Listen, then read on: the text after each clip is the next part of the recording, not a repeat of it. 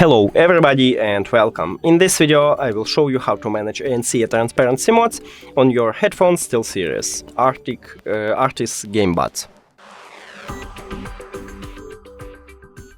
You have to start by open the application, and right here we have noise control, so click here to enable it. And right now for ANC we can choose a level, we can set it. So right now we have a high, but if you don't need it you can choose a medium or even low. And the same with transparency mode. So just move it to the left to lower the volume. Move to the left to change this level. And move to the right to increase this level. That's it. Thank you for watching this video. If you found it helpful, please consider subscribing to the channel and leave the like on the video. It's really important to us. See you later!